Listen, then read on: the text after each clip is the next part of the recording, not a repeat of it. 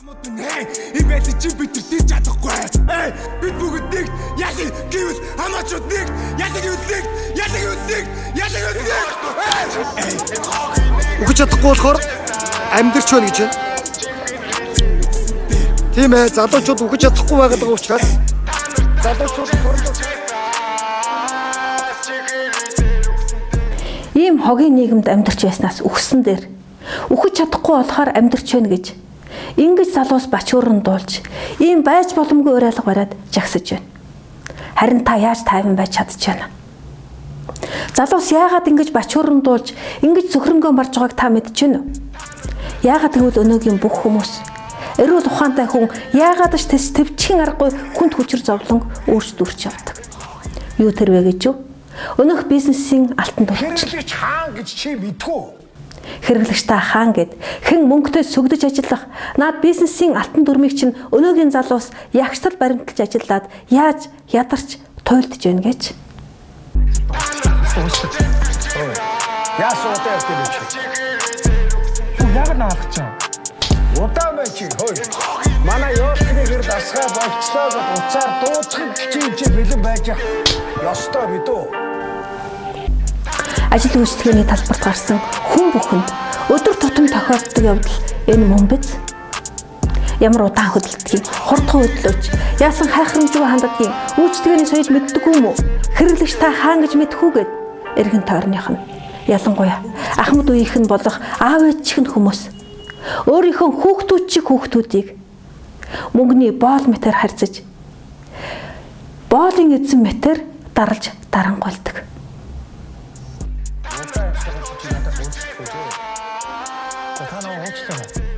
Ингэж уучлах үү юм уу? Та наваа уучлаарай. Миний буруу.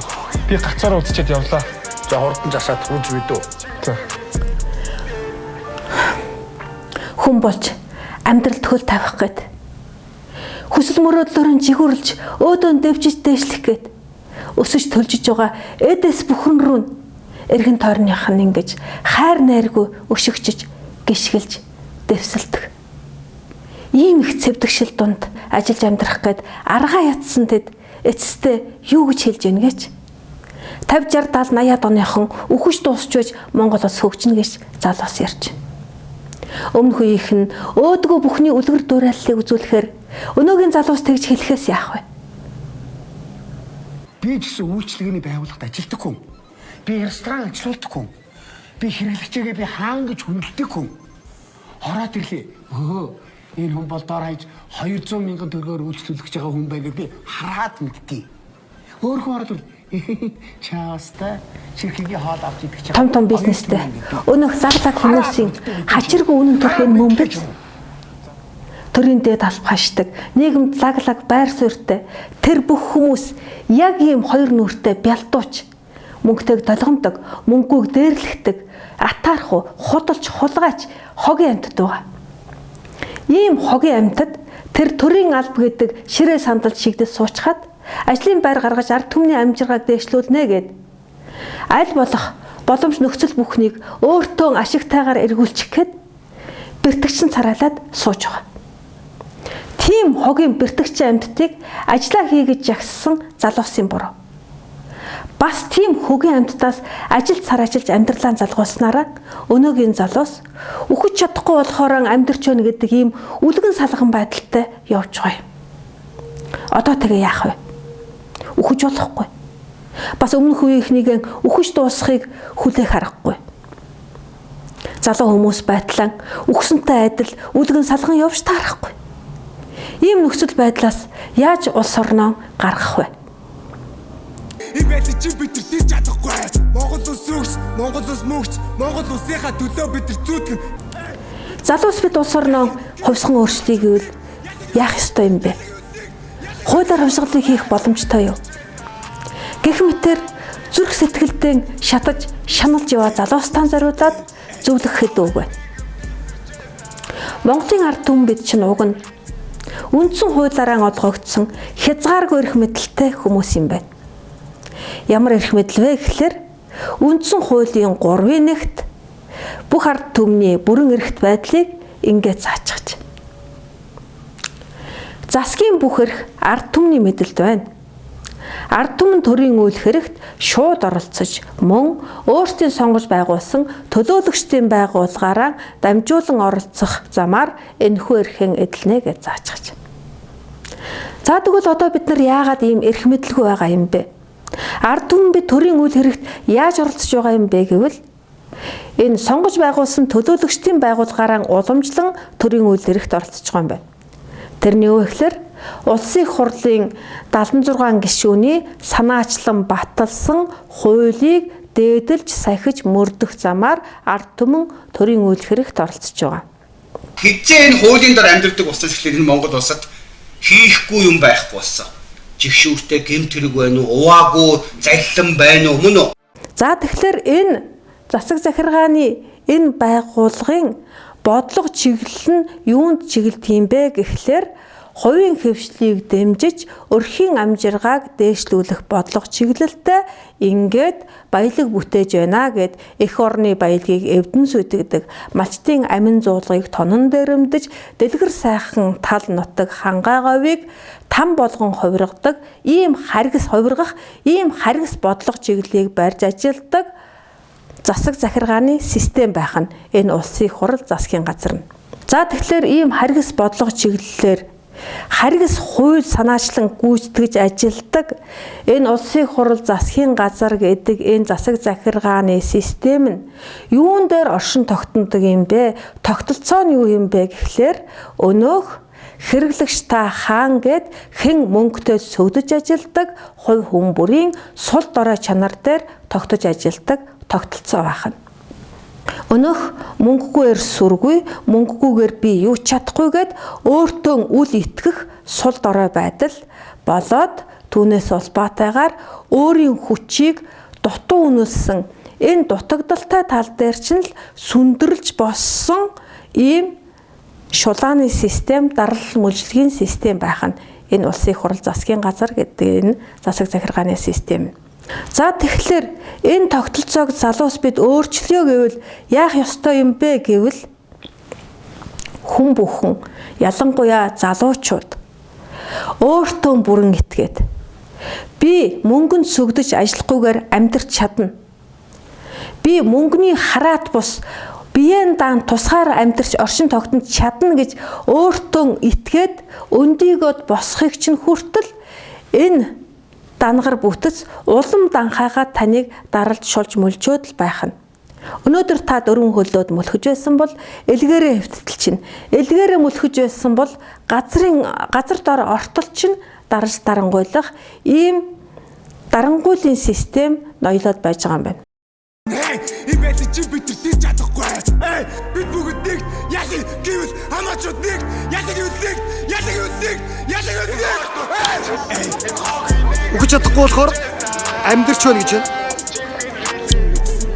Тийм ээ, залуучууд үхэж чадахгүй байгаа учраас залуучууд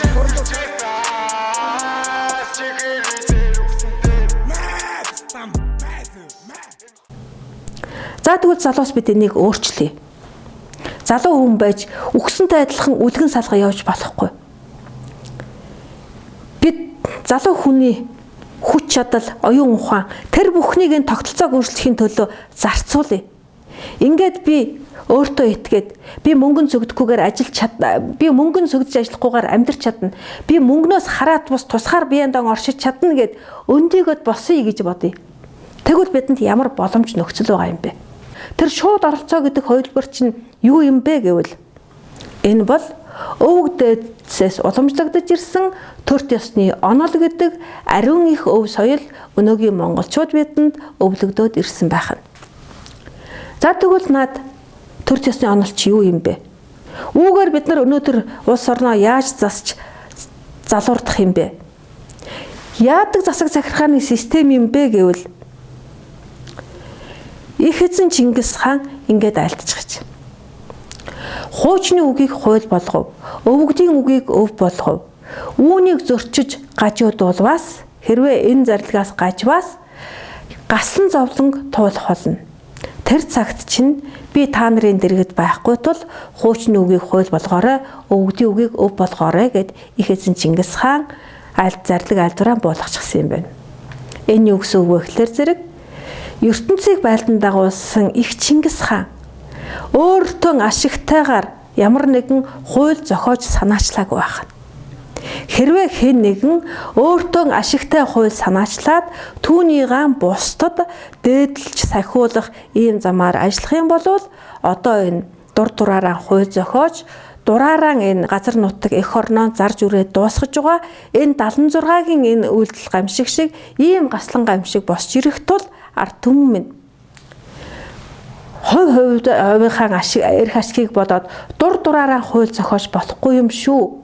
Хэрвээ тийм цаг үе ирээд та бүхэн галсан зовлон туйлдан живхийн цагтаа улс орноо яаж засах вэ гэвэл хуучны үгийг хууль болгон мөрдүүлээрэ өвгдийн үгийг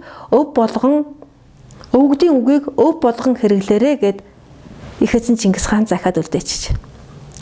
За энэ Чингис хааныхаа зарлиг айлдварыг Монголын бүх эрчүүд буюу өрхийн тэргүүн аавууд сахиж мөрдөөд ингээд хамгийн дээд ёс суртахууныг өрх бүлийн гишүүдэн сахиулж ингээд ёс ямбгар бол төр төмбөргээд дээд ёс зүйг сахиад ариун гэгээн байж чадах юм бол төр улс чинь төвшин амгалан байх юм а гэд ийм ингэж улс орон зас залуурдаж ирсэн түүхэн уламжлал бид нарт байна. За тэгвэл энэ засаг захиргааны системийн бодлого нь юунд чиглэдэг юм бэ? Ямар боловсон хүчин бэлтгэн гаргадаг юм бэ гэвэл хамгийн энэрэн хайрлах бодлого чиглэлийг бариад ингээд энэрл нэгүслэр улс орнуудыг элбэн тохиноолох эрдэм боловсрал ур чадварыг олгодог ийм ур чадвартай боловсон хүчин бэлтгэхийн төлөө бэлтгэх тийм бодлого чиглэлийг баримталдаг ийм засаг захиргааны систем байна. За тэгвэл энэ систем юун дээр оршин тогтнодог юм бэ? Тогтолцоо нь юу юм бэ гэхлээр зэрэг мэдээж хувь хүн бүрийн ур чадвар, хамаг амьтныг энэрн нэгүүлсэх. Ингээд хүн бүхний сэтгэлийг хурааж, сэтгэлийг нь хурааснараа нөгөө нэг энэрл нэгүүлслэр зан олныг элбэн тохиноолох ийм ур чадвар бүхий боловсон хүчин дээр энэ эзэн Чингис хааны байгуулсан энэ засаг захиргааны систем оршин тогтнох учраас Монголын их хаадууд юунд анхаарч байсан бэ гэхлээр зэрэг Монголын их хаадууд тэр төрийн боловсон хүчнээ бэлтгэхийн тулд юунд голлон анхаарч байсан бэ гэхлээр зэрэг нөгөөх энэрл нэгүүлсэл соён гэгэрлийг номлодог тэр номлогчдыг өөрийн улс орондоо урин залж тэр номлолыг сонсож шүн хянж хэлэлцдэг тийм үйлдэлийг гол анхаардаг байсан. Ингээд шашны бүх номлогчдыг Монгол улсынхаа нийслэл хар хорон хутамдаа урин залаад ингээд нийт ард түмэндээ хамгийн дээд ёс суртахуун, хамгийн дээд үнэн, эрх чөлөө, шударга ёсыг олгодог тэр номлол нь хаана аль нь вэ вэ? Түүнийг шүүгээд хянаад ингээд аль сайныг нь сонгож суралцах тийм сонголтоор тийм том эрх чөлөөгөөр хангасан энэрэнгүй үзэлт хаадууд байжээ Монгол хаадууд. За тэгвэл бусад хаадууд ямар байсан бэлээ? Тэр гэгэнтнүүдээ соён гэгэрүүлэгчтэй яаж нийгмээс хавчин гадуурхаж байсан бэлээ? Өөрийн дагалдагчдаа тэр сэтгэл татам аврагч Есүс байсан. Харин өндөр суурин дээрээс хүмүүс номлодог байсан фарисеучудад тэр өршөөл инрэл өгөөмөр сэтгэл үзүүлээгүй. Харин тэднийг дургуутсан жигшиж байв. Тэр газар дэлхий дээр 33 жил хагас зовж, дооглуулж, үтгүүлж, хаягдж, тэрч байтугай өөрийн толгоогч тавих газаргүй, амрах газаргүй үлдсэн. Эрх мэдэлтэй хүмүүс түүнийг дооглон тохуурхаж, ташуурдаж, цэргүүд түүний нүүрлүү нулимссан. Ингээд тэд нэр ямар боловсон хүчнийг бэлтгэж улсаан зас захирдаг байсан бэ гэхлээр зэрэг өөрсдийнхөө ая тухайг хангах, өөрсдөнд нь шаламгай сайн үйлчлэх, тийм үйлчлэгээний албатуудыг бэлтгэж байсан. Сайн тогооч, сайн үйлчин, ойдолчин, гуталчин, шаварчин, барилгачин тэр эрхтэй дарахтай, эрх мэдэлтэй, мөнгөтэй, баялагтай тэр хүмүүсийн тав тухайг эрх ямбыг нь хангах тийм боолын боловсролыг ард иргэддээ олгож байсан болвол Монголын хаад энэ хамгийн дарангуйлж ард түмнэн шулж мүлжиж дарлал мөжилжгийн дор байлгадаг энэ харгас хаадуудыг болон энэ хаадуудынхаа дарлалд ядарч зовж байгаа энэ ард түмнийг энэрл нэгүслэр соён гэгэрүүлж элбэн тохиноолох тийм их өндөр мэдлэг боловсралтай, ур чадвартай, тийм боловсон хүчнийг бэлтгэхийн төлөө анхаарч ингээд бүх ард түмэндээ тэр дээдийн боловсрал яаж хамаг амьтыг энэрл нэгүүлсээр улс орнуудыг элбэн тохиноолох вэ? Энэ шашнуудад тийм онол номлол үнэтэй сургаал ном юу байна вэ? Түүнийг та нар минь сурж судалж суралцаад ингээд дэлхийн хүн ардыг нэгэн дээвэр дор амар амгалан байлгах энэ зүгт анхаараарай гэд шашныхныг их нутагтаан урин залж ингээд соён гэгэрлийн боловсролоор ард түмнээ хангаж байжээ.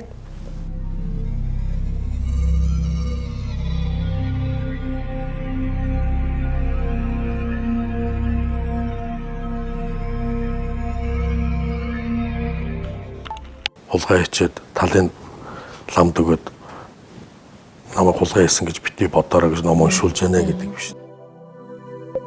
Ингэж лам хуурахтайгаа нэгдээд бурхан ном шүтэнтэйгэн эвсээд нийт ард түмнэрэн хулгай хийдэг, ирээдүгээсэн хулгайлж ам зогоодог энэ их хулгайг одоогийн ерөнхийлөгч маань таслан зогсоож чадах болов. Тэртээ тэлсэн үгэндэн эзэн болоод эдгээр цайрсан хулгайчдаас бурхан ном шүтэнэн цэвэрлэх их үйлсийг тэр эхлүүлж чадах болов. Шалгалтандаа унахгүй төлөө ном уншуулах шүү дээ. Ерөнхийдөө дотроо одоо тэр философийн судалдаг тийм юм руу орох хэрэгтэй болов. Энэ үгэндээ хүрээд онцтон авах гэж ганданд ном уншуулдаг мухар сүсгийг халж гэгэрлийн гэгэн ирнийг байгуулж чадах болов.